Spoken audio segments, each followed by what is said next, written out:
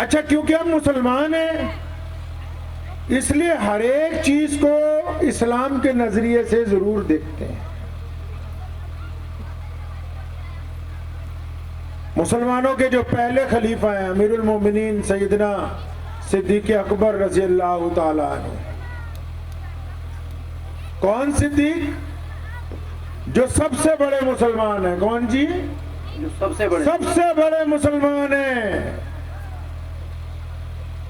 जिनके बारे में कुरान भी नाजिल हुआ, जिनको रसूलुल्लाह ने अपना दोस्त कहा, जिनकी हिमायत में आयतें उतरी और जिनको रसूलुल्लाह सल्लल्लाहु अलैहि वसल्लम ने अपनी जिंदगी में अपने मुसल्ले पर इमामत के लिए अगर किसी को खड़ा किया तो वो कौन है? अबू बकर है रज़ी अल्लाह ताला। बड़े अमीर आदमी के बेटे थे। सारा कुछ रसूलुल्लाह सल्लल्लाहु अलैहि वसल्लम की जात पर निछावर कर दिया। मदीना मुनव्वरा जब पहुंचे, वहां भी जब रसूलुल्लाह सल्लल्लाहु अलैहि वसल्लम के दीन को किसी चीज की जरूरत हुई, अबू बकर ने हमेशा सबसे बढ़कर दिया है। आप सल्लल्लाहु अलैहि वसल्लम जब दुनिया से पर्दा फरमा गए तो तमाम सहाबा का इसरार था कि आप रसूलुल्लाह सल्लल्लाहु अलैहि वसल्लम के बाद आप ही हमारे इमाम बनेंगे, आप ही हमारे खलीफा बनेंगे, आपको ही हम इस्लामी खुलफा राशिदीन में से सबसे पहला खलीफा आपको ही बनाया जाएगा। और बनाते भी क्यों ना, क्योंकि सैयदना अबू बकर सिद्दीक रज़ियल्लाहु ताला अन्हु ने उस सदमे के वक्त में उम्मत को संभाला है। किस वक्त में? रसूल करीम सल्लल्लाहु अलैहि वसल्लम का दुनिया से जाने से बड़ा कोई वाकया कायनात में हो सकता है? नहीं। कायनात का सबसे बड़ा वाकया यही है कि हुजूर अकरम सल्लल्लाहु अलैहि वसल्लम इस दुनिया से पर्दा फरमा गए। और वो आलम था कि सहाबा इकराम रज़ी अल्लाह तआला अजमईन रो रो के निढाल थे, बड़े बड़े लोग जमीन पर बैठ गए। उस हालत में जब उम्मत के मुंतशिर होने का खतरा था और मुनाफिकीन ने ये बात चलाई कि अब तो रसूलुल्लाह नहीं रहे, अब नमाज की जरूरत नहीं है, अब दीन की जरूरत नहीं है, और मुसलिमा कज़्ज़ाब ने दूसरी तरफ नबूवत का ऐलान कर दिया, ऐसी वक्त में उम्मत को अगर किसी ने संभाला है तो वो अबू बकर है। माशाअल्लाह। अब अबू बकर ने क्या किया? ये महंगाई पर मुझे जो बात याद आई, असल में वो किस्सा आपको सुनाना है। खलीफा बन गए।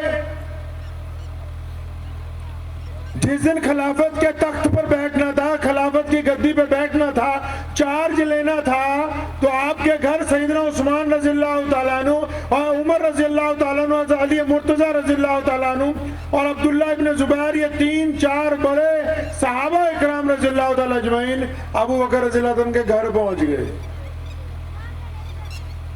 कि पता लगा है कि खलीफा बनते ही अपना सब कुछ अल्लाह के रास्ते में दे दिया। अब कोई जायदाद बाकी नहीं, कोई माल दौलत बाकी नहीं, सब कुछ ही दे दिया कि बस आज से मैं सरापा मुसलमानों की, दीन की, इंसानों की खिदमत के लिए हूं। कहने लगे हाँ मैंने सब कुछ दे दिया है। तो कहने लगे भाई हम तेरे पास इसलिए आए हैं कि जब अब काम भी कोई नहीं करना, सारा दिन लोगों की खिदमत करनी है, सारा दिन मुसीबत ज़दा लोगों के मसले सुनने हैं, सारा दिन गरीबों की मदद करनी है, खिलाफत का कारोबार चलाना है, तो ये घर में चूल्हा कैसे चलेगा? खाना कहां से खाओगे? अबू बकर ने कहा हाँ ये भी एक मसला है, लेकिन अल्लाह ने तो रिज़्क़ का वादा किया है, कोई असबाब देखते हैं इसके लिए। तो सब ने मशवरा दिया, कहते ऐसा है कि अब आपके पास वक्त नहीं है कारोबार करने के लिए, अब आपके पास वक्त नहीं बचा मजदूरी करने के लिए, आप अपनी तनख्वाह लगा लो। क्या लगा लो जी? तनख्वाह लगा लो। आपको पता है हमारे देश में सबसे ऊंची कुर्सी से लेके नीचे तक जो सियासतदानों की कुर्सी है ना, किसी की 5 लाख रुपए महीना तनख्वाह है, किसी की 4 लाख, किसी की 3 लाख, किसी की 2 लाख। जो जितनी बार एमएलए मंत्री रह चुका हर बार उतने उतने लाख तनख्वाह, उसको हर महीने की पेंशन भी मिलती है साथ में। तो ये सिस्टम तो अबू बकर रज़ियल्लाहु तआला अन्हु के दौर से शुरू हुआ। सहाबा ने कहा कि आप हमारे अमीर हैं, आप ऐसा करें ना, अपनी तनख्वाह लगा लें। अब वो तनख्वाह क्योंकि आप लगा लें तो तनख्वाह हर महीने आपको बैतुल माल से मिलेगी, तो आप उससे अपने घर का खर्चा। अबू बकर रज़ियल्लाहु अन्हु को ये बात पसंद आई। उन्होंने कहा ठीक है, मैं तनख्वाह लगा लेता हूं। अब तनख्वाह कितनी लगाएं जी? तनख्वाह कितनी लगाई जाए? किसी ने कहा कि इतने 1000 दिनार लगा लो, 20,000 लगा लो, 50,000 दिनार लगा लो। अबू बकर रज़ियल्लाहु अन्हु का नहीं नहीं, ये तो बहुत ज्यादा है, मैं बैतुल माल से ज्यादा पैसे नहीं ले सकता हूं, जितनी मेरी जरूरत है बस उतने ही। अब मशवरा हो रहा है कि भाई क्या किया जाए, तनख्वाह कितनी तय की जाए।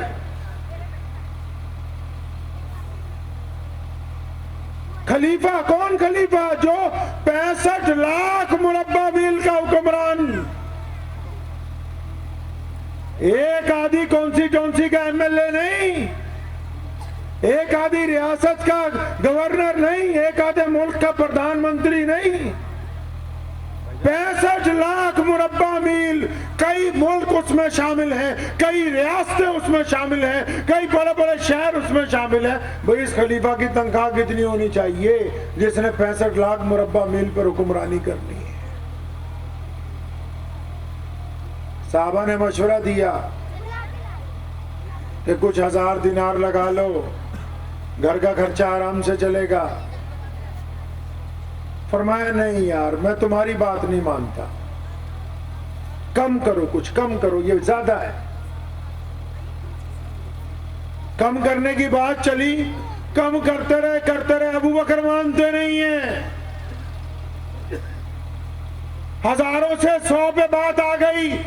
मोहम्मद रसूलुल्लाह सल्लल्लाहु अलैहि वसल्लम के नायब, मुसलमानों का पहला खलीफा अपनी तनख्वाह पे मान ही नहीं रहा।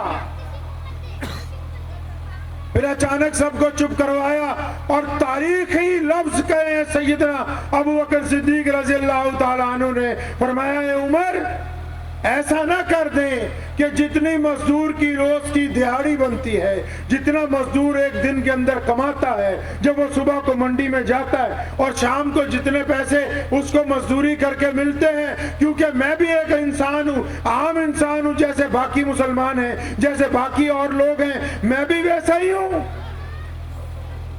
फर्क सिर्फ इतना ही है कि मुझे खिलाफत की कुर्सी पर बिठा दिया गया है, तो मैं भी उन्हीं जैसा ना, मेरे भी बीवी बच्चे वैसे हैं जैसे उनके हैं। तो आज से ये फैसला आप लोग कर लें, ये मशवरे में बात तय कर लो कि जितनी एक मजदूर की एक दिन की दिहाड़ी है, उतनी ही खलीफा एक दिन में तनख्वाह लेगा। अब जब हज़रत अबू बकर रज़ियल्लाहु अन्हु ने ये बात कही ना, और जितने सहाबा बैठे थे बड़े हैरान परेशान, और उन्होंने परेशानी में कहा, अबू बकर आप कैसी बातें करते हैं, आप हमारे अमीर हो के, आपको पता है कि मजदूर एक दिन की दिहाड़ी में भर पेट खाना नहीं खा सकता, उसको एक दिन में इतने पैसे नहीं मिलते कि वो अपने बीवी बच्चों को अच्छा खाना खिला सके, उसको इतनी दिहाड़ी नहीं मिलती कि वो महीने में अपनी बीवी को एक जोड़ा कपड़ा नया सिलवा सके, उसको इतने पैसे नहीं मिलते कि वो अपने घर को छत को नया बनवा सके, उसके पास इतने पैसे ही नहीं है कि वो अपने बच्चों को अच्छे स्कूल में तालीम दिलवाने के लिए पढ़ा सके। नहीं नहीं, आपको मजदूर की तनख्वाह नहीं दी जा सकती, आप अपनी तनख्वाह बढ़ा ले। अबू बकर ने तारीखी बात कही। मुसलमानों, इस्लाम की सल्तनत का पहला फैसला सुनो, इस्लाम की हुकूमत का पहला ऑर्डर सुनो। खलीफा मुस्लिमीन जब अपने तख्त पर बैठा, जो सबसे पहले नोटिफिकेशन उसने जारी किया वो सुनो। उसने कहा, उमर, हे अबू बकर कहता है तुमको, सुनो अबू हुरैरा, सुनो अब्दुल्ला इब्ने जुबैर, ए मेरे भाइयों सुनो, अगर मजदूर एक दिन में इतना नहीं कमाता कि वो अच्छे से नहीं खा सकता, तो मैं मुसलमानों का खलीफा अबू बकर आज से एक मजदूर की मजदूरी इतनी ज्यादा बढ़ाता हूं कि मजदूर भी वाले घर में बैठ के आराम से खाना खाए। माशाल्लाह माशाल्लाह। इसको कहते हैं इंसाफ, इसको कहते हैं हुकूमत, इसको कहते हैं इंसानों की रवादारी, इसको कहते हैं आवाम से मोहब्बत। ये सिखाई किसने है? ये मोहम्मदुर रसूलुल्लाह सल्लल्लाहु अलैहि वसल्लम। ये मुसलमानों की हुकूमत का पहला फैसला है। पढ़िए इमाम बुखारी को उठा के आप कभी। हमारे पास तो क्योंकि फुर्सत नहीं है ना जी, हम लोग ट्रैक से उतर गए हैं। अगर गाड़ी अपनी पटरी से उतर जाए मंजिल पे पहुंचती है? नहीं पहुंचती। तो हम और आप कैसे पहुंचे जी? हमारी तो कई साल पहले उतरी हुई है। हमने रसूलुल्लाह सल्लल्लाहु अलैहि वसल्लम को नौज़ुबिल्लाह छोड़ दिया, फतवों में पड़ गए। किस में पड़ गए जी? फतवों में पड़ गए। अब सुबह से लेके शाम तक कोई काम ही नहीं है। भाई माइक ये कोई और है? ये सही है? ये दीजिए।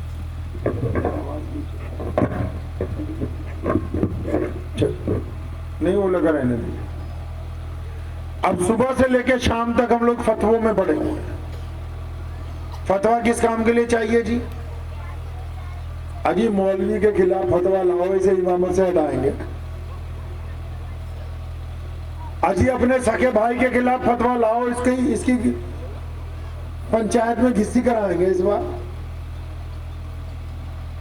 कब्रिस्तान की घास काट दी, फतवा ले आओ। मस्जिद में कितने पंखे होने चाहिए, चटाई टेढ़ी थी सीधी थी, फतवा ले आओ। सुबह से लेके शाम तक सिवाय फतवों के हमारे पास अब काम कोई दूसरा है नहीं। तो हमारी गाड़ी ट्रैक से उतर गई। अब ट्रैक से उतरने का नुकसान ये हुआ कि हम मंजिल तक नहीं पहुंच पा रहे। ऐसे ट्रैक से उतरी है कि जिस तरह आपके हाथ में ये मोबाइल है ना जी, अब ये सैमसंग का मोबाइल है, ये एप्पल का मोबाइल है। आप एप्पल वाले के पास जाके बोलते हो कि मुझे मोबाइल तो यही चाहिए लेकिन इसमें सॉफ्टवेयर सैमसंग का डाल दो, तो कंपनी वाला भी आप पे हंसता है कि इसको तो अकल ही नहीं है, ये कंपनी एप्पल का मोबाइल है, इसमें सैमसंग का सॉफ्टवेयर नहीं चलेगा। हम मार क्यों खा रहे हैं जी? हमारे पास इज्जत एहतराम कैसे कम हो गया? ये दीन जो इस्लाम है ये मोहम्मदुर रसूलुल्लाह का दीन है। किसका दीन है जी? जोर से बोलिए। मोहम्मदुर रसूलुल्लाह का दीन है। हुजूर सल्लल्लाहु अलैहि वसल्लम इसके मालिक हैं।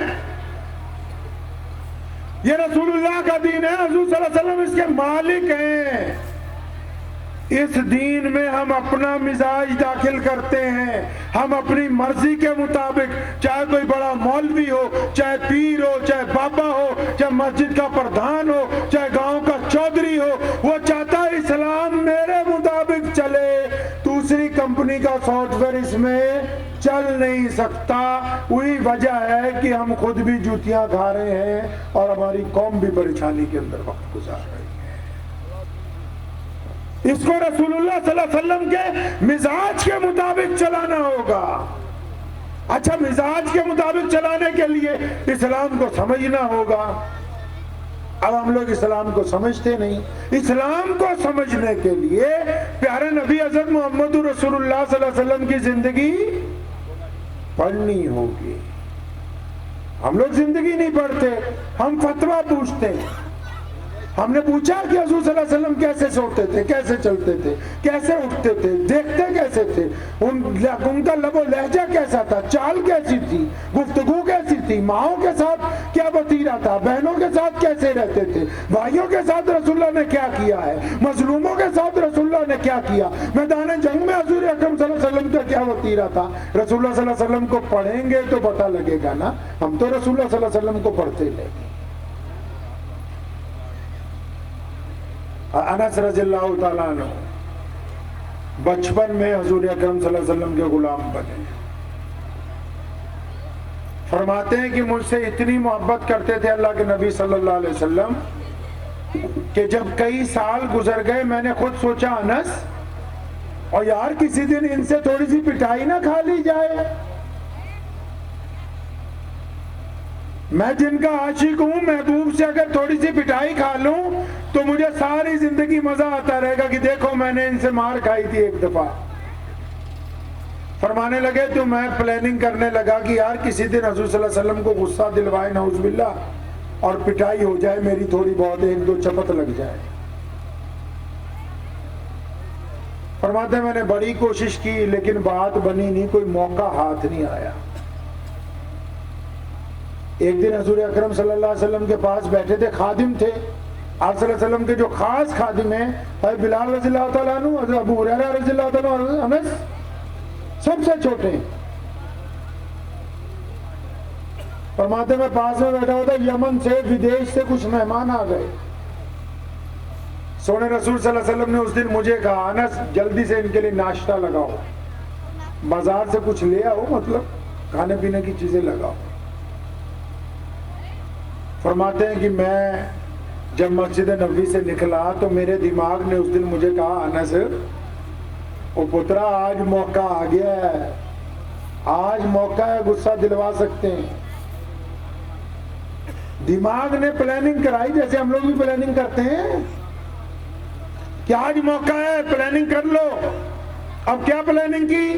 मस्जिद नबी से निकलते ही जैसे ही बाजार में पहुंचे, एक दरख्त के नीचे अपनी चादर वगैरह रख के वहीं बैठ गए। कहने लगे आज मित्रा ने वापस नहीं जाना नाश्ता लेके,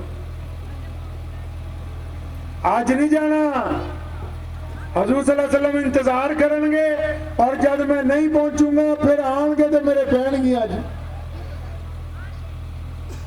फरमाते मैं किया ही नहीं। काफी वक्त गुजर गया और मुझे यकीन हो गया कि रसूलुल्लाह सल्लल्लाहु अलैहि वसल्लम आएंगे तो नाराजगी का इजहार करेंगे या किसी को भेजेंगे, है बिलाल को भेजेंगे, है अबू बकर को भेजेंगे, जो भी साहबी रसूल पहले कहेंगे कि अनस को ढूंढ के लाओ, मेहमान बैठे, नाश्ता लेट हो गया। हमारा नाश्ता लेट हो जाए तो हमारा तो ब्लड में चढ़ाई हो जाता है। हाँ जी, ते आजकल तो माशाल्लाह जेडे पीर बाबे है, अगर बाबा जी को खीर बाद में दो, मुरीदों को पहले दे दो तो खीर ही उठा के फेंक देते कि तुम्हें तमीज ही नहीं है देने किसको दी पहले, है ना।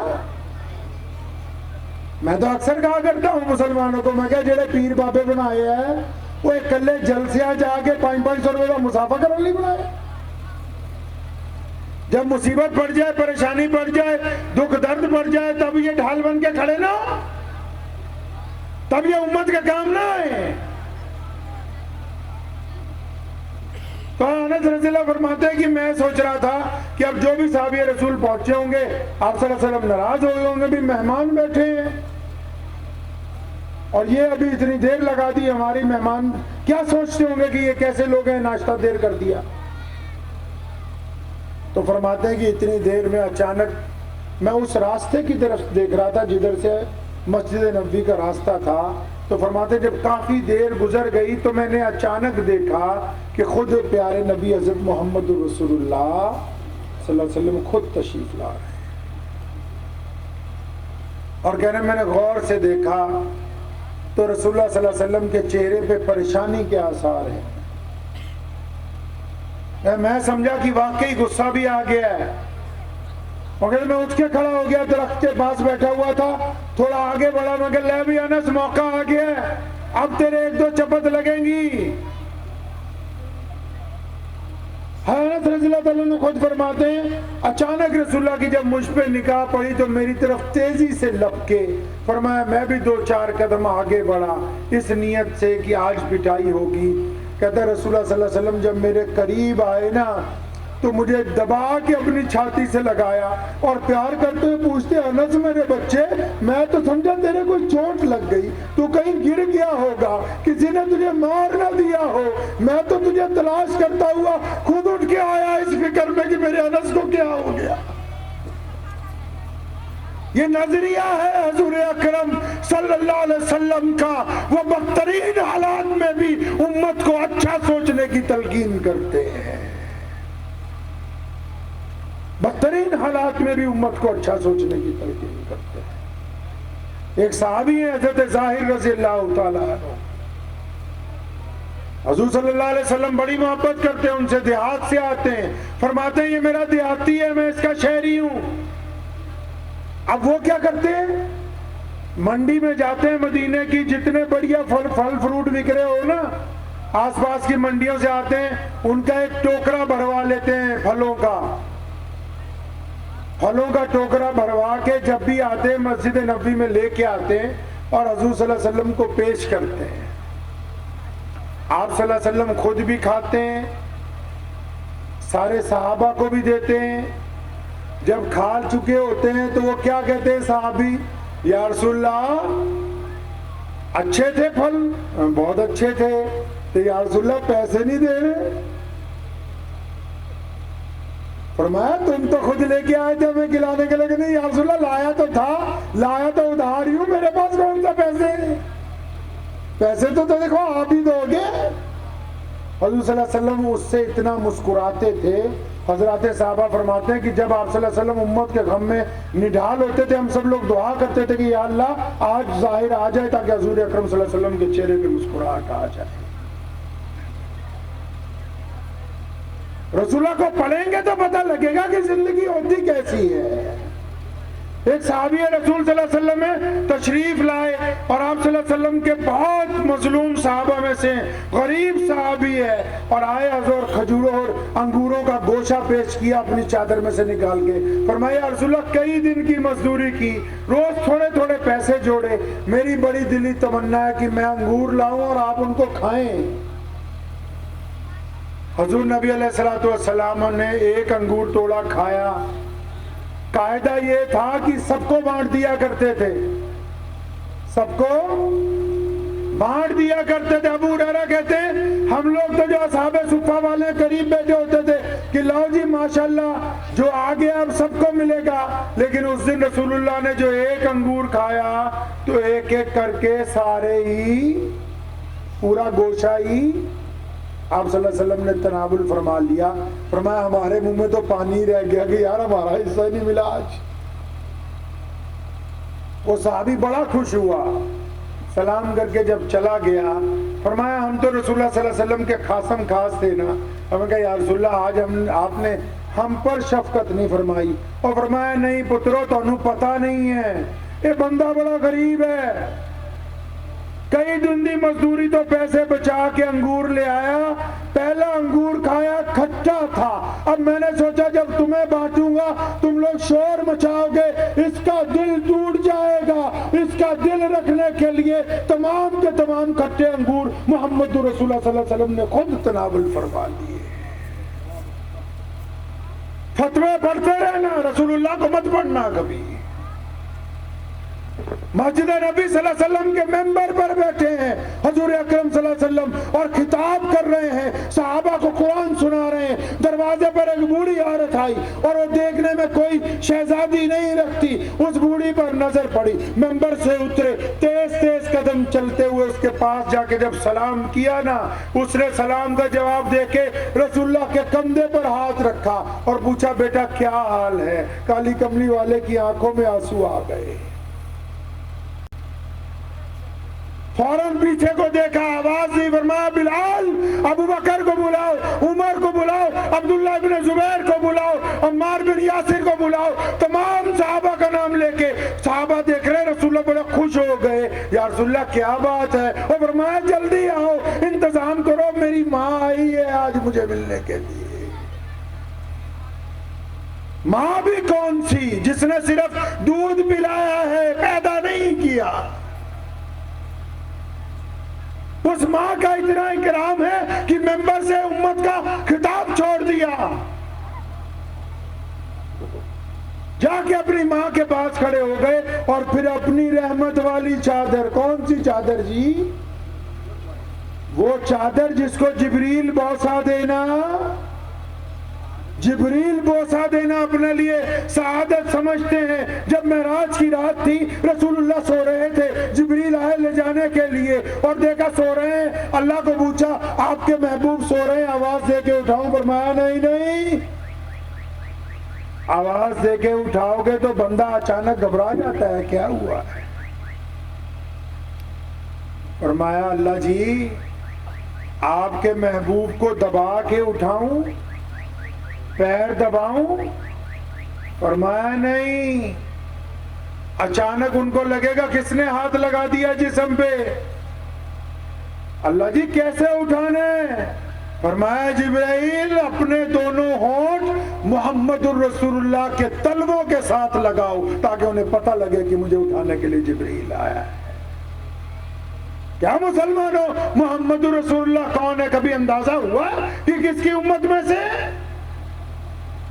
रसूलुल्लाह सल्लल्लाहु अलैहि वसल्लम चाहते क्या है, आप सल्लल्लाहु अलैहि वसल्लम ने किया क्या है, आप सल्लल्लाहु अलैहि वसल्लम का तरीका। अब्बास रज़ियल्लाहु ताला अन्हु फरमाते हैं कि जब मैं मस्जिद नबी में जाता था अल्लाह के रसूल उठ के खड़े हो जाते थे। मैंने बार बार कहा या रसूलल्लाह मैं आपका गुलाम हूँ,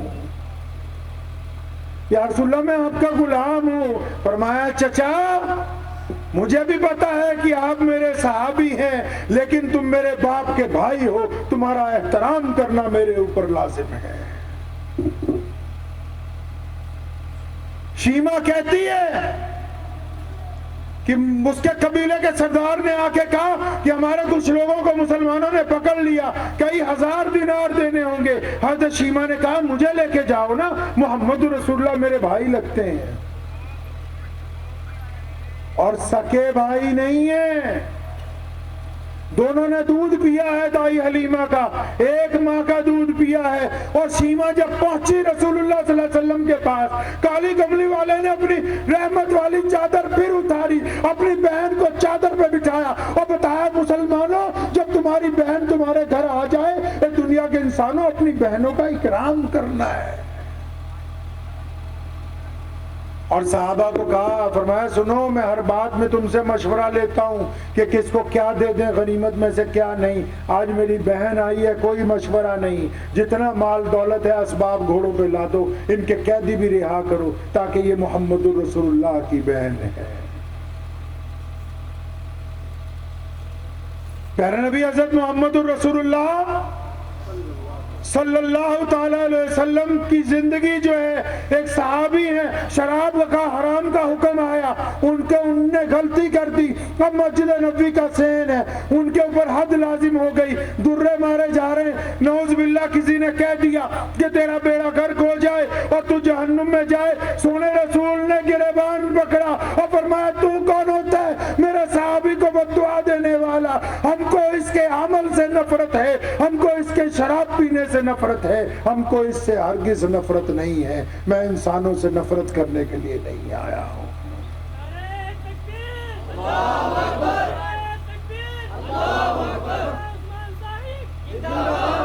मक्का मुकर्रमा में हजूर अकरम सल्लल्लाहु अलैहि वसल्लम बैतुल्लाह से टेक लगा के बैठे हैं। ये वाकयात आपको इसलिए सुना रहा हूं, हमारे यहाँ रिवाज खत्म हो गया सीरतुन नबी सल्लल्लाहु अलैहि वसल्लम की बातें करने का। फतवे ले लो। मैं जब पढ़ता था मलेरकोटला में तो एक दिन चला जा रहा सड़क पे, मुझे कल वाकया याद आया कई साल बाद। तो मुझे एक मियाँ जी ने रोका, कहना गल सुन मदरसे ही पढ़दा मैं क्या? कहना तेरा पजामा गिटिया तो थल्ले है, तू जहन्नम च जाएगा वे।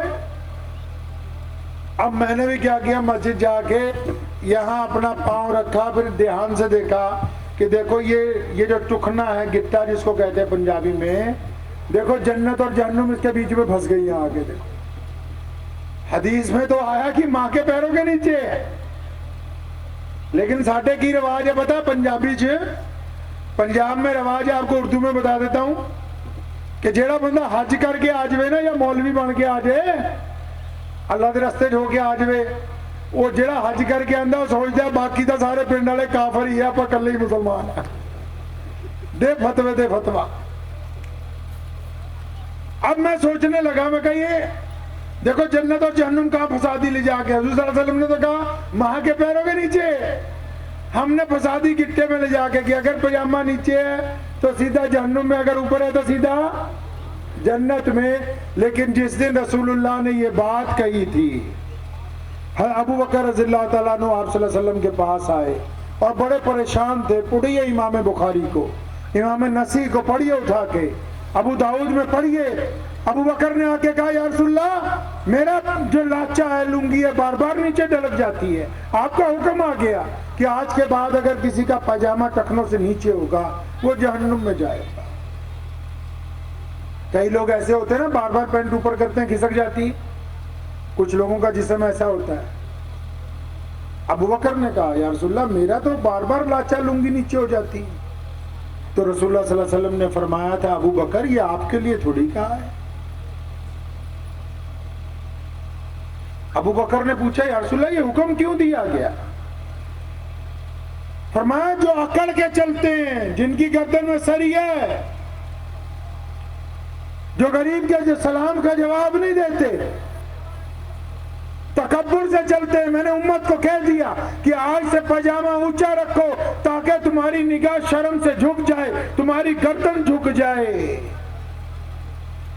अगर गैर इरादतन नीचे हो गया तो गुनाह नहीं है, रखना इसको ऊपर ही है। मसला अपनी जगह वही है कि इसको ऊपर ही रखेंगे। लेकिन मैं अक्सर फिर पूछा करता हूं दीनदार लोगों से कि पजामा गिट्टियां तो ऊंचा हो गए, पजामा गिट्टों से टुकनों से ऊंचा हो पजामा, 5 वक्त नमाज भी पढ़ता हो, रोजा भी रखता हो, हज भी करके आया हो, ज़कात भी देता हो, दाढ़ी भी एक मुश्त रख ली हो, सिर पे पगड़ी भी मेरी तरह बांध ली हो, 24 घंटे मस्जिद की खिदमत भी करता हो, माँ बाप के सलाम का जवाब ना देता हो, बाप से बदतमीजी करता हो, अपनी बीवी से इसकी बनती ना हो, बच्चे इससे डरते हो, पड़ोसी इससे खौफ खाता हो, किसी गरीब के सलाम का जवाब ना देता हो, किसी प्यासे को पानी ना पिलाता हो, गरीब की मदद ना करता हो, तो मियां साहब अब इसको टुकनों की बजाय घुटनों पे कर लो। इस्लाम को तुम्हारे इस पजामे से कोई लेना देना नहीं है। ये तब तक टुकनों से ऊंचा मसले में है जब तक रूह जिंदा है, जब तक मसले की रूह जिंदा है। अगर रूह कत्ल हो गई फिर मसला खत्म हो गया। प्यारे नबी सल्लल्लाहु अलैहि वसल्लम मस्जिद हरम में, कौन सी मस्जिद हरम? ये बैतुल्ला जहां हम जाके तवाफ करते हैं, उससे टेक लगाए बैठे। एक बच्चा आया हुजूर अकरम सल्लल्लाहु अलैहि वसल्लम के पास, 14-15 साल की उसकी उम्र है। आके कहने लगा कि आप सुनो मेरी बात, आप वही हैं जो कहते हैं कि मैं नबी हूं? फरमाया हाँ। फरमाया मैं तुम्हारा इस्लाम कबूल करने नहीं आया हूं, मेरी अम्मी ने पहले कहा था जाके कह देना कि उनका दीन नहीं मानना है। तो पूछा आए क्यों हो? कहता आया इसलिए हूं, मेरा बाप मर गया, मेरी माँ के कपड़े फटे हुए हैं, लोग उसका जवान जिस्म देखते हैं, मेरे चचा ने इनकार कर दिया कपड़े देने से, तो मुझे किसी ने कहा कि तुम्हारे पास जाऊं, लेकिन मेरी माँ ने कहा कि मैंने सुन रखा है जो कोई उनके पास चला जाए वो उन्हीं का हो जाता है। तो हज़ूर नबी अलैहिस्सलाम मुस्कुराए, फरमाया कोई बात, मैं तो तुम्हें नहीं कह रहा कि मेरा दीन कबूल करो, तुम्हारी जरूरत क्या है? कहने लगा कि मुझे एक चादर चाहिए, अपनी माँ का कुर्ता सिलवा दूं। आज से 1000 साल पहले सबसे महंगी चीज क्या थी? कपड़ा। कपड़े की फैक्ट्रियां नहीं थी, खड्डियां नहीं लगी हुई थी, बहुत थोड़ा सा हाथों से तैयार होता था। सबसे महंगी चीज थी, सोने से भी महंगी। तो आप सल्लल्लाहु अलैहि वसल्लम ने अपनी रहमत वाली चादर दी, बच्चा बड़ा खुश हुआ, भाग के अपने घर गया। जब अपनी माँ के सिर पे चादर रखी ना, उसको उड़ा दी, तो माँ रोने लगी। कहने लगा बेटा बात सुन, जो दूसरों की इज्जतें ढकता हो यकीनन वही सच्चा नबी है। चल हम दोनों पहले मोहम्मद रसूलुल्लाह सल्लल्लाहु अलैहि वसल्लम के पास चलते हैं, उनका कलमा पढ़ेंगे, उसके बाद फिर कोई और काम करेंगे। हजूर अकरम सल्लल्लाहु अलैहि वसल्लम खाने काबा से टेक लगा के बैठे, अभी मदीना नहीं गए। बाहर से मक्के से एक बंदा ऊंट बेचने आया मक्के, उसके ऊंट अबू जहल ने खरीद लिए और 5 दिन हो गए पैसे नहीं देता। उसको किसी ने कहा कि बैतुल्ला में जाओ, वहां जितने चौधरी बैठे होते हैं उनसे रिक्वेस्ट करो तो तुम्हारे पैसे दिलवा देंगे। अब जिन चौधरियों के पास गया, वहां कौन बैठा है? वहां उमैया बैठा है, अब्दुल्ला बिन जिदान बैठा है, वहां अबू लहब बैठा है, उतबा बैठा है, वलीद बैठा है, सारे बड़े बड़े गुंडे बैठे। उसने जाके कहा कि जनाब मेरे एक बंदे ने ऊंट खरीदे और पैसे नहीं दे रहा। उमैया ने कहा अच्छा, मक्के में ऐसा कौन सा बदमाश है? और हम सारे तो यहाँ बैठे हैं, बड़े चौधरी, ऐसा कौन है जो तुम्हारे पैसे नहीं दे रहा? जब उसने नाम बताया ना कि जी अबू जहल पैसे नहीं दे रहा, तो ये सारे हंसने लगे क्योंकि वो इनका जर्नैल था। उमैया को एक शरारत सूझी। उमैया बड़ा गुंडा था, हाँ, बिलाल रज़ियल्लाहु ताला अन्हु इसी के गुलाम रहे। उसको एक शरारत सूझी, उस देहाती को कहने लगे कि वो बैतुल्ला से टेक लगाए हुए जो बैठे वो देख रहे हैं उनको। उस देहाती ने देखा, रसूल सल्लल्लाहु अलैहि वसल्लम के चेहरे पे निगाह डाली, कहता हाँ वहां तो एक प्यारी सूरत वाले बैठे हैं। कहने लगे बस, हंस भी रहे हैं, कहले बस उन्हीं के पास चला जा, वो तेरे पैसे दिलवा देंगे। अब उमैया को पता है कि अबू जहल तो नबूवत का नऊज़ सबसे बड़ा दुश्मन है, 24 घंटे प्रोग्राम बनाता है कत्ल करने के, नऊज़ और मैं वहां चला जा। अब वो देहाती कहता है मैं बड़ा हैरान हुआ कि मुझे रास्ता भी बताते हैं कि कहां से पैसे निकल जाएंगे, मेरा मजाक भी उड़ा रहे हैं। अब जो बंदा मरता क्या नहीं करता, वो हुज़ूर अकरम सल्लल्लाहु अलैहि वसल्लम के पास पहुंचा। वो देहाती कहता है कि जब मैं रसूलुल्लाह सल्लल्लाहु अलैहि वसल्लम के पास गया तो अल्लाह के रसूल सल्लल्लाहु अलैहि वसल्लम का चेहरा देखते ही मेरे दिल में ठंडक हुई, लेकिन जो बात उन्होंने मुझे कही मेरे दिल में सुकून उतर गया। फरमाया अल्लाह के नबी ने मुझे देखते ही कहा मुसाफिर लगते हो और महसूस होता है कि तुम भूखे भी हो। फरमाया मेरी आंखों में आंसू आ गए। तो रसूलुल्लाह सल्लल्लाहु अलैहि वसल्लम ने हाथ पकड़ा उसका, फरमाया चलो पहले घर चलते हैं, तुम्हें कुछ खाना वाना खिलाएं, फिर तुम्हारी जरूरत पूछेंगे। खाने से याद आया मुसलमानों, तुम्हें पता है कि दुनिया की सबसे बड़ी जरूरत क्या है? सारी सरकारें कहती हैं रोटी कपड़ा और मकान, यही कहते हैं ना, लेकिन हमारे रसूल का जो फलसफा है वो कायनात नहीं उसके नजदीक पहुंच सकती। हुज़ूर सल्लल्लाहु अलैहि वसल्लम ने जब इस्लाम की बुनियाद रखी, जब एक अल्लाह की बात की और जब ये कहा कि आओ मेरे झंडे के नीचे इकट्ठे हो जाओ, अबू बकर ने पूछा था, अम्मी खदीजतुल कुबरा रज़ियल्लाहु ने पूछा था, उस वक्त नमाज फर्ज नहीं हुई थी, उस वक्त तक रोजे फर्ज नहीं हुए थे कि या रसूलल्लाह करना क्या है, सबको इकट्ठा कर रहे हैं, करना क्या है? फरमाया मैं दुनिया में एक अल्लाह की इबादत के साथ लोगों को इज्जतें देने के लिए आया हूं। क्या देने आए जी? रोटी कपड़े मकान बड़ी जरूरत नहीं है। अभी आप चले जाओ कहीं शादी में, तुम्हारे समधी के यहाँ अगर शादी हो ना तो दामाद मुंह बना बना के भागे, अजी क्या बात हो गई, बोटियां कम मिली थी, क्या बात क्या हो गई, अजी खाना ढंग से नहीं खिलाया तो क्या हो गया, डोंगे में माल कम था, बिरयानी कम थी कि उड़द दाल ठीक नहीं था, बात क्या थी भाई?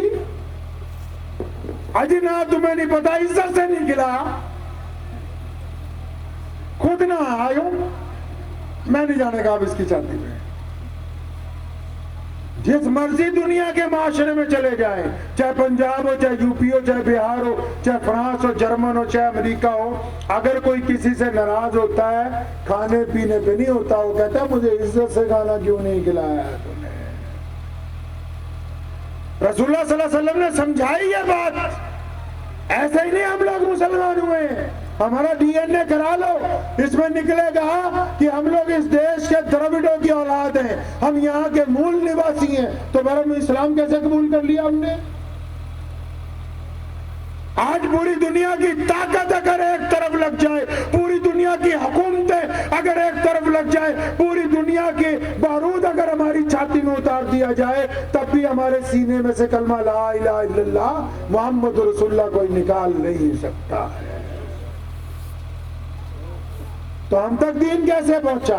हम तक दीन ऐसे पहुंचा जब सहाबा ने आके बताया कि रसूलुल्लाह तो इज्जतें देने आए, रसूलुल्लाह तो बिलाल को काबे की छत पे मुअज्जिन बना के खड़ा करते, रसूलुल्लाह ने तो उसामा जो गुलाम बिन गुलाम है उनको सरदारियां अता की हैं, रसूलुल्लाह ने छुआछूत का खात्मा किया है, रसूलुल्लाह ने अमीर और गरीब को बराबरी का दर्जा दिया है, रसूलुल्लाह ने गोरे और काले को एक सब में खड़ा किया है। तभी तो कहा अल्लामा इकबाल ने कि आ गया है लड़ाई में अगर वक्त नमाज, किबला रू हो के जमीन बोझ हुई, कौम हिजाज एक ही सब में खड़े हो गए, महमूद और अयाज, ना कोई बंदा रहा ना कोई बंदा नवाज, बंदा साहिबो मोहताज हो गनी एक हुए, तेरी सरकार में पहुंचे तो सभी एक हुए।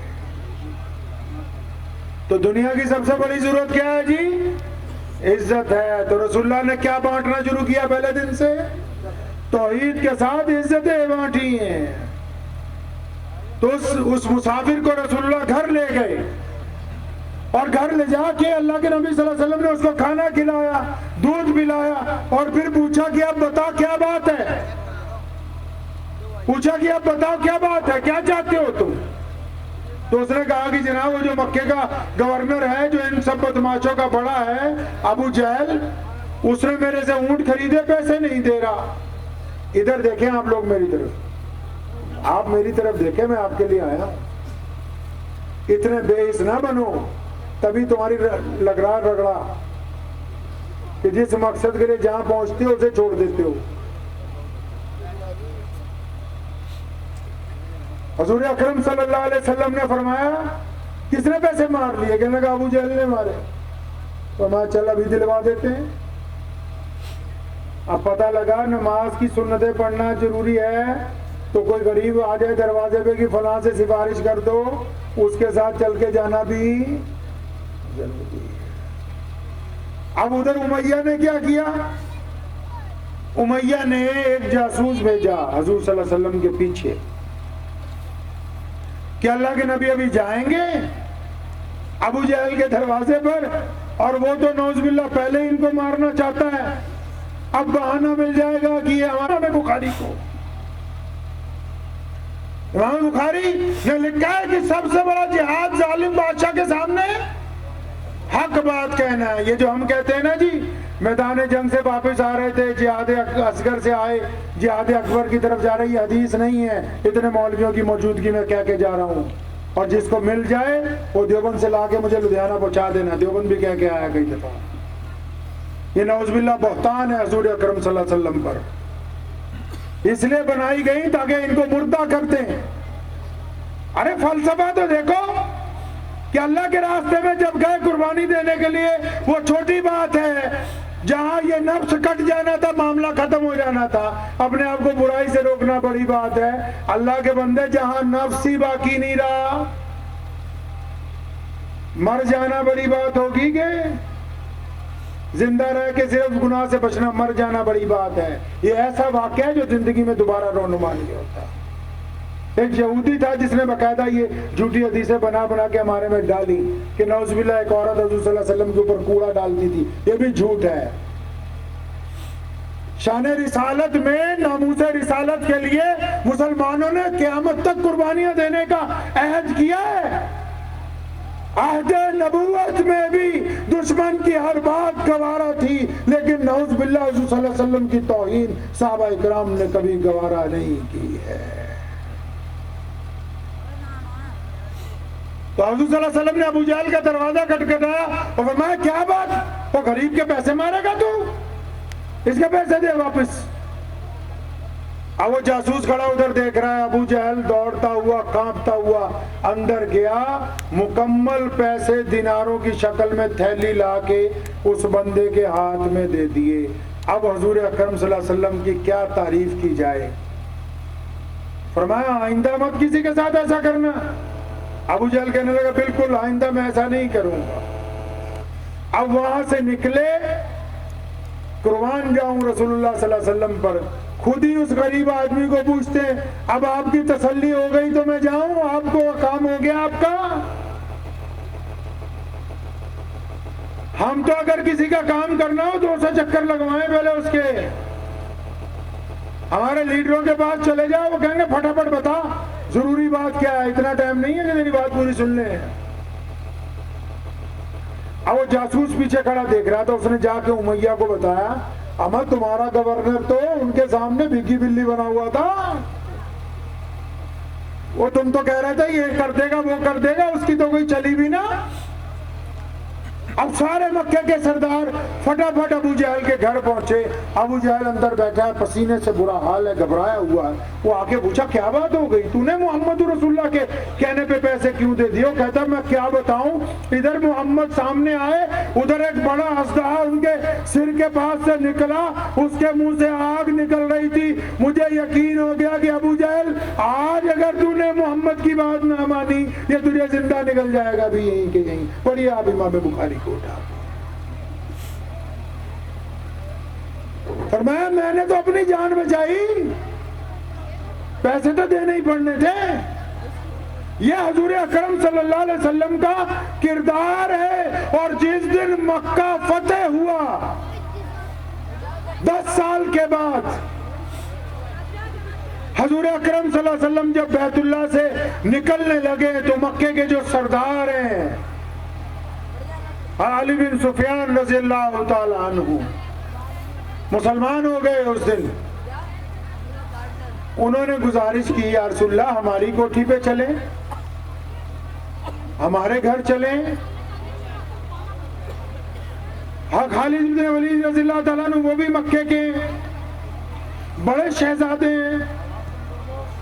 जितने बड़े सहाबी हैं सबका, क्योंकि वतन मक्का है, कईयों की हवेलियां वहां हैं, कईयों के महल हैं। सबने गुजारिश की, या रसूलल्लाह हमारे घर चलें।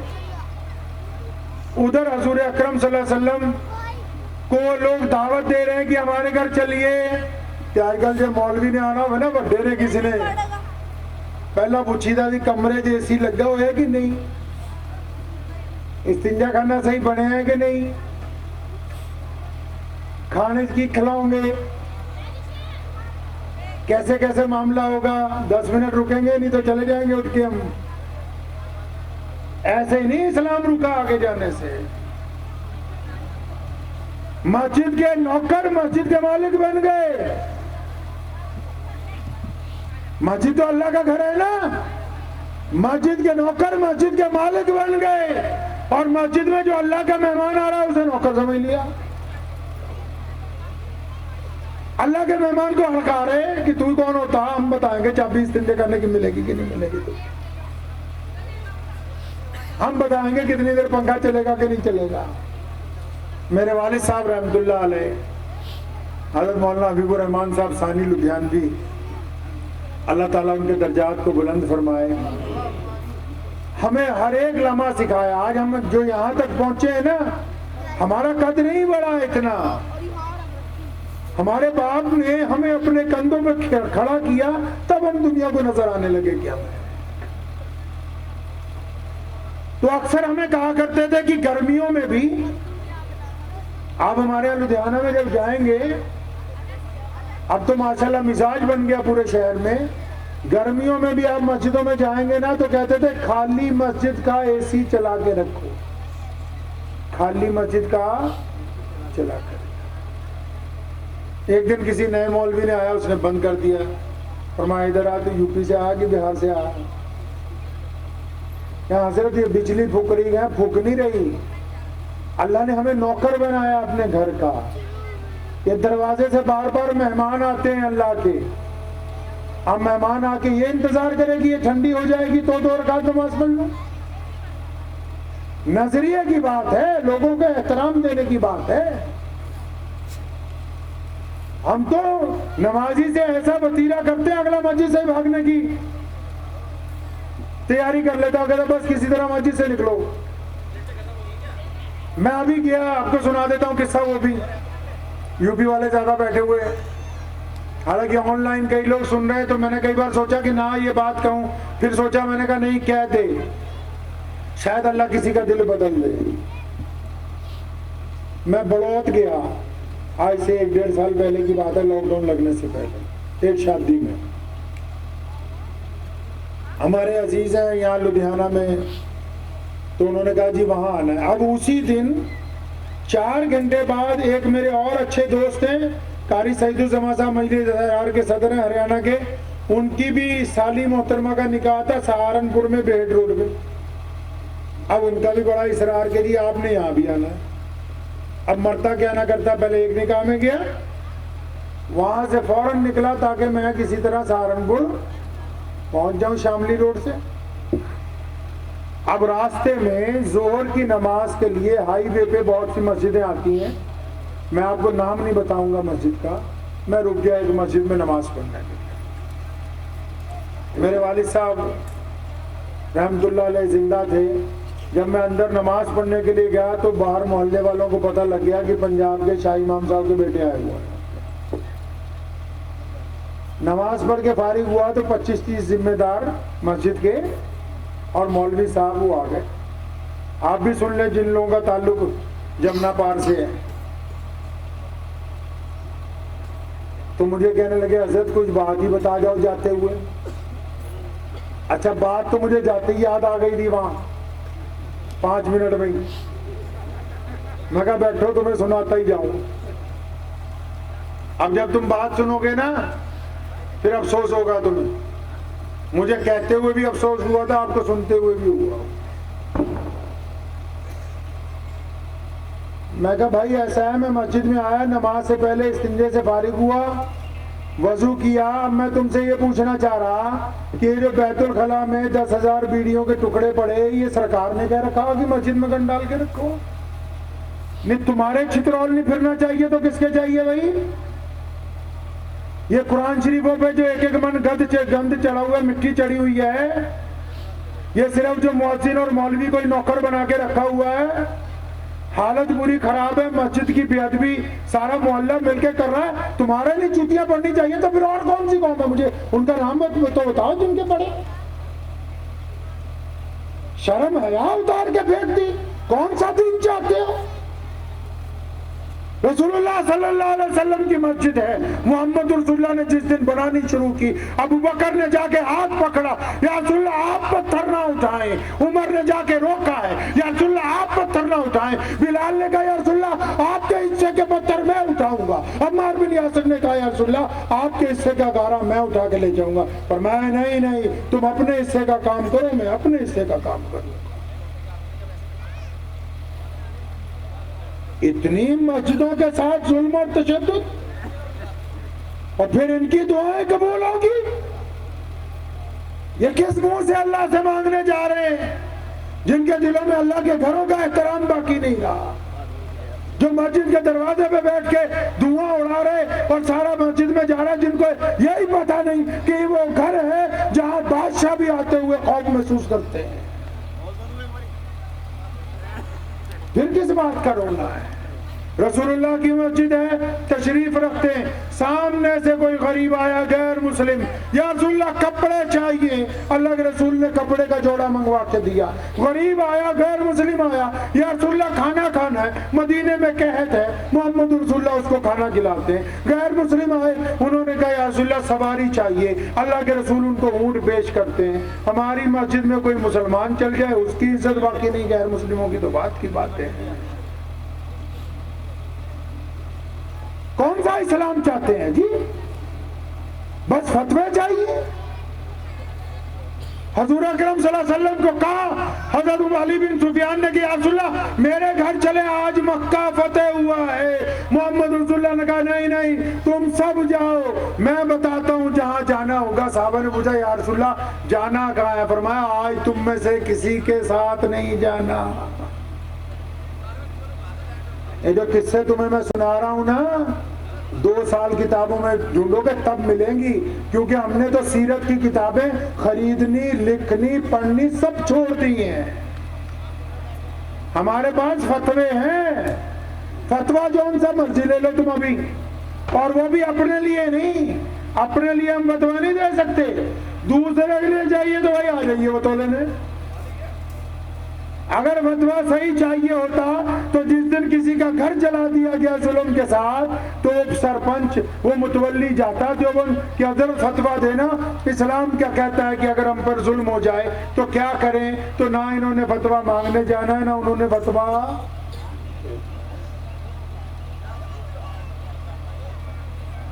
सबको कहा अल्लाह के रसूल ने कि आज नहीं, सब अपने अपने घर जाओ। रसूलुल्लाह सल्लल्लाहु अलैहि वसल्लम तन्हा रह गए।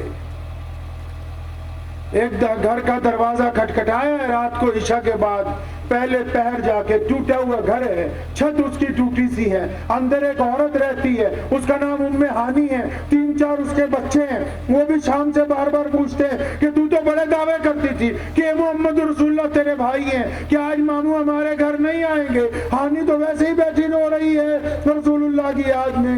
जब दरवाजा खटखटाया, अल्लाह के नबी ने, उम्मे हानी ने जोर से पूछा कौन है? मोहम्मद रसूलुल्लाह ने कहा हानी दरवाजा खोलो, मैं तुम्हारा भाई मोहम्मद रसूलुल्लाह। रात के पहले पहर हजूर अकरम सल्लल्लाहु अलैहि वसल्लम अपनी बहन के घर पहुंचे। ये आखिरी वाकया तुम्हें सुना रहा हूं, वक्त भी हो गया है। रात के पहले पहर अपनी बहन के घर पहुंचे, दरवाजा खोला, काली कमली वाले की आंखों में आंसू हैं, आपकी बहन की आंखों में आंसू हैं। मुलाकात के बाद फरमाया, हानि कुछ खाने को है? या रसूलल्लाह कुछ भी नहीं, एक सूखी रोटी है, थोड़ा सा सिरका है। फरमाया ले आओ।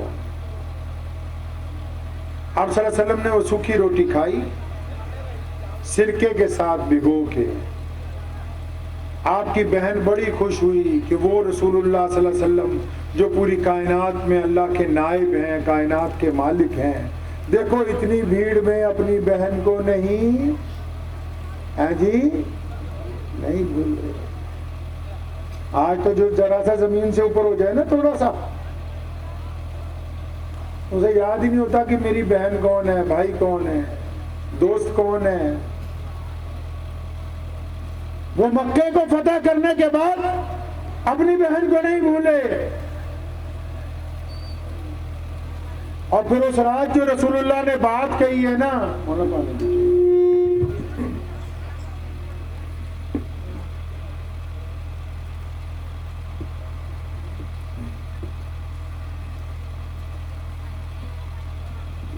उस रात जो रसूलुल्लाह ने बात कही, बस वो आपको सुनानी है, फिर अपनी गुफ्तगू खत्म कर दो।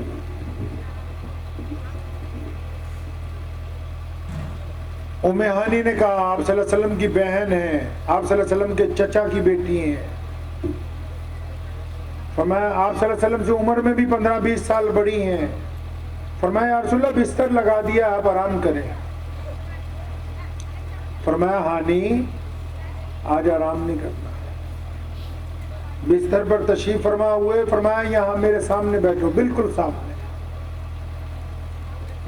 उम्मे हानी को सामने बिठाया, अपने भांजों को भी बिठा लिया, चारों को।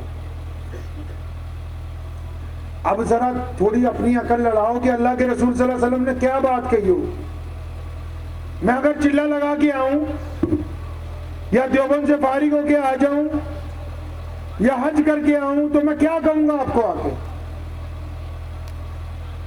यही कहूंगा ना भाई, आज से झूठ ना बोला करो, नमाज पढ़ा करो, दाढ़ी रख लो, पर्दा किया कर। बच्चों को कहूंगा जमात से नमाज पढ़ा करो, सबक में बैठा करो, कुरान की तिलावत करो घर में, क्योंकि मैं आया ही ऐसे काम से हूं कि मेरे दिलो दिमाग में दीन हावी है। अगर मैं कोई अफसर लग जाऊं, बड़ा एसपी, डीसी, गवर्नर लग जाऊं, तो आके अपनी बहन को क्या कहूंगा अगर उसकी बहन के घर चला जाऊंगा? बिजी बहुत था, बड़ी मुश्किल से आज तुम्हारा टाइम रखा शेड्यूल में। आज तो पीए को सुबह ही बोल दिया था कि हमने शाम को अपनी बहन के घर जाना है, कोई और मीटिंग नहीं होनी चाहिए। तुम्हें तो पता ही है, सारा दिन अफसरों के साथ सिर खपाई है। आज फलां की बदली की थी, फलां को डांटा था, फलां को काम कर दिया। क्यों? क्योंकि उसको अपने ओहदे का गुमान है। दीनदार को अपने दीनदार होने का गुमान है, अफसर को अपने ओहदे का गुमान है। और अच्छा जी, अगर ओहदेदार भी ना हो, अफसर भी ना हो, दीनदार भी ना हो, मालदार हो, तो फिर क्या करता है बहन के आगे? बड़ी मुश्किल है, वापस फैक्ट्री पहुंचना है। मैंने कहा चलो 2 मिनट तुम्हारे पास लगाया। ये 2 करोड़ की गाड़ी खरीदी, 5 करोड़ का बंगला बनाया, तुम्हारी भाभी बच्चे पीछे पड़ गए थे, मजबूरन फिर फला प्लाट खरीदना पड़ा। अपनी दौलत की हिंगे डांगता है जी। अंदाजा लगाओ रसूलुल्लाह ने क्या कहा होगा उस रात अपनी बहन को। अरे ये तो दीन के मालिक हैं, दीन निकला इनकी जात से है, मसले इनकी जात से निकले, तकवा इनकी जात से निकला है, तौहीद इनकी जात से निकली, किबला इनकी जात से निकला, कुरान इनकी जात से निकला। अंदाजा लगाओ कि इस जात ने अपनी बहन से क्या कहा होगा। भाई पता है आपको क्या कहा होगा? अरे पता है कि नहीं? बोलो, नहीं पता? और ले आओ 5-5 हजार रुपए तनख्वाह वाले महीने के मौलवी। शर्म नहीं आती तुम्हें? जब इमाम को देनी 5-7 हजार रुपए महीने में है, वो सीरत पढ़ के तुम्हें सुनाएगा कि वो अपने बच्चों का जुगाड़ करेगा। भाई मैंने वक्फ बोर्ड की मीटिंग में आज से 6-7 साल पहले जब तनख्वाहें बढ़वाई पंजाब में इमामों की, मैं कहा यार 15-20 हजार कर देते हैं। सारे मेंबर कहने लगे नहीं नहीं नहीं नहीं, बहुत ज्यादा है, बहुत ज्यादा है। तो मेरे एक मेंबर दोस्त है, मैंने ये बात छोड़ी, मैंने उन्हें बोला खान साहब ये जूती आपने बहुत अच्छी पहनी, ये कितने की? कह लगा जी उस्मान भाई ये 23,000 रुपए की लेके आया एडिडास कंपनी की। तो मैं कहा सुभान अल्लाह, फिर तो तुम लोगों को जूतियों की जरूरत है, मौलवियों की तो ना। हाँ जी, वो तो जूतियां चाहिए। इमाम को अगर पूछो कितनी तनख्वाह दिया जी, 7-8 हजार दे देते हैं। क्यों? मैं तो कहा मैं मान से गया अभी इस हफ्ते, एक मुसलमान को मैं पूछा बता इमाम की तनख्वाह कितनी हो? कहना जी 5-7 हजार। मैं कहा आजा मेरी गाड़ी में सिर्फ कपड़ा मारना है, सारी जिंदगी के पैसे तुझे दूंगा 10,000 रुपये महीना, बस कपड़ा मार के आजा। शर्म है नहीं तुम्हें आती कि जिनसे दीन सीखना है उनकी कदर नहीं करते? जिन्होंने तुम्हें बताना है कि रसूलुल्लाह सल्लल्लाहु अलैहि वसल्लम की हयात मुबारक क्या है, उनकी जरूरियात का ख्याल नहीं रखते। फिर रोना रो रखा कि ना जी हमारा तो कुछ बन ही नहीं रहा। अपनी गाड़ी पटरी पे चढ़ा लो। रॉन्ग नंबर सिर्फ उनका नहीं मिला हुआ, तुम्हारा भी मिला हुआ। मुझे मेरे दोस्त हैं शाहनवाज भाई, उन्होंने कहा पीके फिल्म देखी? मैं कहा नहीं। कहते उसमें बताया कि रॉन्ग नंबर कैसे मिल जाए। मैं कहा उनका छोड़, हमारा खुद का मिला हुआ रॉन्ग नंबर। हमारा तो खुद उल्टा चल रहा, हम दूसरों को क्या कहें जी? अब अंदाजा लगाओ हुजूर सल्लल्लाहु अलैहि वसल्लम ने अपनी बहन को क्या कहा होगा उस रात। तभी कहता हूं कि जब तक रसूलुल्लाह को नहीं पढ़ोगे तुम्हें पता ही नहीं लगेगा कि इस्लाम इंसानियत से चाहता क्या है, रसूलुल्लाह सल्लल्लाहु अलैहि वसल्लम आपसे चाहते क्या है। रसूलुल्लाह सल्लल्लाहु अलैहि वसल्लम को पढ़ना होगा, रसूलुल्लाह को सुनना होगा। उम्मे हानी को सामने बिठाया और मेरा ईमान है कि उस रात आसमान का सीना फट गया था। ये मेरा ख्याल है कि अल्लाह के नबी ने जो अपनी बहन से बात की है ना, उस्मान का मानना है कि उस रात जमीन फट गई होगी, आसमान की छाती फट गई होगी।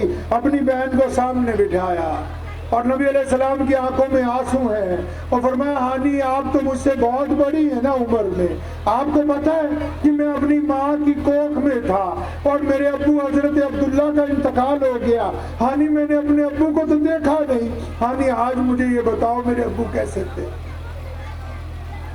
हानी बताओ ना हजरत अब्दुल्ला का चेहरा कैसा था, वो चलते कैसे थे, उनकी गुफ्तगू कैसी थी?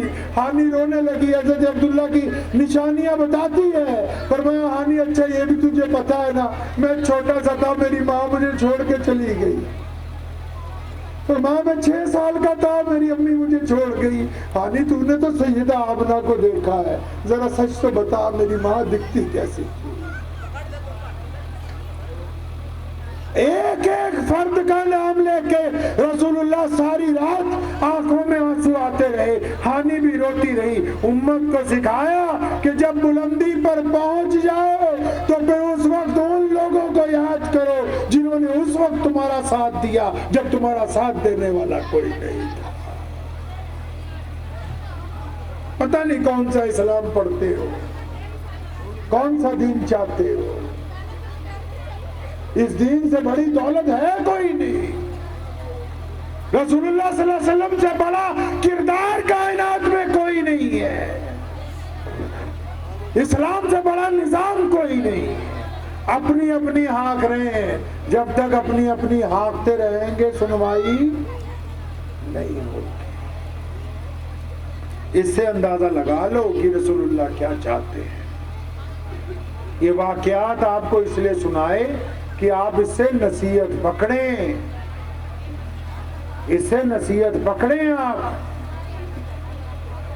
अगर मैं फतवे सुनाना चाहूं 2000 फतवे सुबह हो जाएगी, 12 रबीउल अव्वल का महीना आता है ना, उसको इश्क का महीना कहते हैं। लेकिन जब वो महीना आता है, बरेलवी कहते हैं कि देवबंदी काफिर हैं और देवबंदी कहते हैं कि बरेलवी बिदअती हैं। अफसोस की बात ये है कि इश्क का महीना हो, रसूलुल्लाह की विलादत हुई हो और इस महीने की 12 तारीख को अल्लाह के नबी सल्लल्लाहु अलैहि वसल्लम वफात फरमा गए, उससे बड़ा हादसा कोई नहीं। दोनों में से कोई मेरे रसूल की सीरत की बात नहीं करता, रसूलुल्लाह की जिंदगी की बात नहीं करता। एक दूसरे पे इल्जाम लगाने में महीना गुजार देते, रसूलुल्लाह की बात कौन करेगा? कौन क्या करता है इसकी परवाह नहीं है। हजूर अकरम सल्लल्लाहु अलैहि वसल्लम की हदीस पढ़े, हमने किसी मजहब की बुराई नहीं की आज तक। आप भी सीख लीजिए इस काम को। इस्लाम कहता है कि किसी दूसरे के प्रोडक्ट की बुराई ना करो। अगर तुम्हारा किरदार है, दूसरे के किरदार की बुराई ना करो। तुम्हारा कारोबार है, दूसरे के कारोबार की बुराई ना करो। तुम्हारा दीन है, दूसरे के मजहब की बुराई ना करो। फिर करे क्या? फरमाया कि ऐसा करो ना, अपना माल इतना अच्छा बनाओ कि दुनिया सिर्फ उसी को खरीदे। अगर दूसरों की बुराइयों में लग गए फिर तुम्हारा माल नहीं बिकेगा। अपना किरदार अच्छा बनाए। करेंगे जी इंशाअल्लाह। तो कहां से शुरू करेंगे इंशाअल्लाह? अपने घर से शुरू करना है। करेंगे इंशाअल्लाह घर से? घर से करेंगे। सारे मौलवी बैठे हैं, जिम्मेदारी से तुम्हें बता रहा हूं। नमाज के लिए वजू, और बोल लो बिरयानी खवाइए ना दोनों। नमाज के लिए वजू जरूरी है। नमाज के लिए माँ बाप की रजामंदी भी जरूरी है। अगर माँ बाप नाराज हैं तो फर्ज अदा होगा, नमाज कबूल नहीं होगी।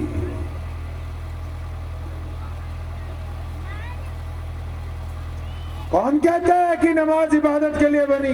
कुरान ने कहा लअल्लकुम तत्तकून, फरमाया इसलिए नमाज पढ़ा रहे ताकि तुम मुत्तकी बन जाओ, अच्छे बंदे बन जाओ। अच्छा किसके लिए बनाना है? मार्केट के लिए नहीं, नहीं। अपने माँ बाप के लिए अच्छे बनो, अपनी बीवी के लिए अच्छे बनो, अपने बच्चों के लिए अच्छे बनो, अपने पड़ोसी के लिए अच्छे बनो, राहगीरों के लिए अच्छे बनो, जिनका तुम्हारी जात से मामला है। अब कहते हैं हमने अच्छे नहीं बनना, नमाज पढ़नी है। ऐसी नमाज मुंह पे मार दी जाएगी जो आपको बुराइयों से ना रोकती। एक छोटा सा थर्मामीटर और बताता जा रहा हूं तुम्हें। अगर ये पता करना हो कि हम मुसलमान हैं, मोमिन कि नहीं है, तो वो एक रात में ही पता लग जाएगा, एक लम्हे में। आजकल एक मशीन आई है, बाजार से मिलती है, कई कंपनियों ने उसे बनाया तो सारे इंसानों के लिए, लेकिन उस मशीन को हम अपने तरीके से भी, अब जैसे कालीन है लोगों ने बनाए हैं बिछाने के लिए, कोई इस पे नाच रहा है, हम इस पे नमाज पढ़ रहे हैं। ऐसी एक मशीन आई है बाजार में, वो खरीद लें। अगर मशीन खरीदने के पैसे नहीं है तो दूसरा तरीका भी बता देता हूं आपको, फ्री वाला। आप उस तरीके पे अमल करके 2 मिनट में ये पता लग जाएगा कि आप मोमिन हैं या मुनाफिक हैं। क्या जी? मोमिन है या मुनाफिक है। और ये तरीका मैंने नहीं बनाया, ये भी हजूर सल्लल्लाहु अलैहि वसल्लम के घर से मिला है। रसूलुल्लाह सल्लल्लाहु अलैहि वसल्लम के सबसे प्यारे नवासे है इमाम हुसैन रज़ियल्लाहु ताला अन्हु फरमाते हैं कि मोमिन वो है, कौन जी? जो नमाज नमाज पढ़ता हो वो मोमिन है। कुरान पढ़ता हो वो। फरमाया मोमिन वो है जिसकी तन्हाई पाक है। क्या पाक है जी? जिसकी तन्हाई पाक है। अगर बिस्तर में लेट के अय्याशी के इरादे करता है, दूसरों की माँ बहनों से ठगी के इरादे करता है, अपने यारों दोस्तों से बेईमानी के इरादे करता है अकेला लेट के। और अब तो ये मशीन भी आ गई है सैमसंग की, एप्पल की, इसके अंदर एक ऑप्शन है हिस्ट्री। अकेले बैठ के देख लो कि हम अकेले में इसका कैसे इस्तेमाल करते हैं। अगर इसका इस्तेमाल गुनाह के लिए करते हैं तो हम मुनाफिक हैं, अगर इसका इस्तेमाल हम नेकी के लिए करते हैं तो फिर हम मोमिन हैं। ये दाढ़ी तय नहीं करती कि मैं मोमिन हूं या नहीं हूं। मेरी तन्हाई तय करेगी कि जब मैं बिस्तर पर, जब मैं किसी होटल के कमरे में या सफर में या चलते फिरते अकेला होता हूं, उस वक्त क्या इरादा, उस वक्त क्या इरादा है मौलवी साहब का, उस वक्त खान साहब का क्या इरादा है, उस वक्त अंसारी साहब क्या सोचते हैं।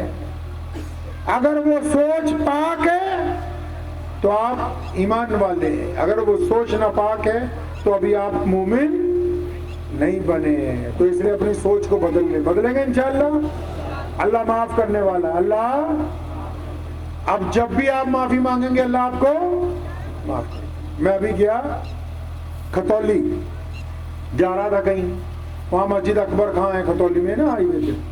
उसके साथ गली में एक और मस्जिद है, हमारे हकीम साहब वहां रहते थे, उनका इंतकाल हो गया। मैं गया, अब नमाज पढ़ने के लिए मस्जिद में घुसा तो ऊपर ही एक बहुत बड़ा बोर्ड लगा हुआ था। अब यकीन मानो मैं पढ़ के एक बार बाहर ही आ गया। उसमें लिखा था कि अगर तुम्हारी एक नमाज छूट गई तो इतने 1000 साल जहन्नुम में तुम्हारे पटे लगेंगे। अब जैसे ही मैं वो पढ़ा मैं बाहर आ गया फौरन। अब मुतवल्ली साहब सारे मेरे साथ बाहर, मुझे कहते क्या बात होगी। मैं कहा जी तू धमकी लिख लग गई दोनों। मैं कहा अल्लाह के बंदे, अल्लाह फरमाते हैं कि मैं माफ करने वाला हूं। माँ गर्रा का भी रब्बी कल करीम फरमाते, गुनहगार बंदों पे आ जाओ, हम माफ करेंगे तुम्हें। अपने आप को पलटेंगे नहीं इंशाअल्लाह। तो घर से शुरू करेंगे इंशाअल्लाह। तो एक कोई बंदा बताओ घर में किससे शुरू करोगे इस्लाह का काम भाई? हाँ, माँ बाप से, बड़ा पुत्रा, खुद से।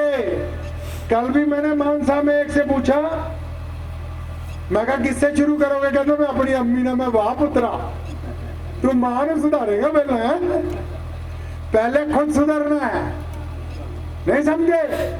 इस जुबान को शिकवे से रोकना है, इस जुबान को लोगों के दिल को तकलीफ पहुंचाने से रोकना है। आप जब अच्छे बन जाएंगे ना, और आपकी पीठ के पीछे जब कोई ये बंदा ये कहेगा कि ये मुसलमान होने की वजह से ईमानदार है, अल्लाह की कसम अल्लाह आप पे मुस्कुरा देंगे।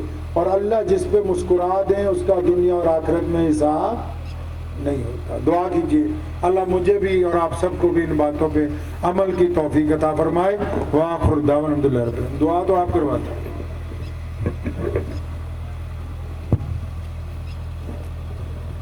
बिलालमीन रहमान रहीम मालिक यौमिद्दीन इय्याका नअबुदु व इय्याका नस्तईन इहदिनस सिरातल मुस्तकीम सिरातल लज़ीना अनअमता अलैहिम गैरिल मग़दूबि अलैहिम वलद्दाल्लीन। अल्लाहुम्मा सल्लि अला मुहम्मद व अला आलि मुहम्मद कमा सल्लैता अला इब्राहीम व अला आलि इब्राहीम इन्नका हमीदुम मजीद। अल्लाहुम्मा बारिक अला मुहम्मद व अला आलि मुहम्मद कमा बारकता अला इब्राहीम व अला आलि इब्राहीम इन्नका हमीदुम मजीद। अल्लाह जी तमाम तारीफ़ें आपके लिए, और आपकी इबादत करते हैं और आपसे मदद चाहते हैं। अल्लाह जी आज की इस मजलिस को अपने प्यारे नबी हज़रत मोहम्मद रसूलुल्लाह सल्लल्लाहु अलैहि वसल्लम के सदक़े कबूल फरमाएँ।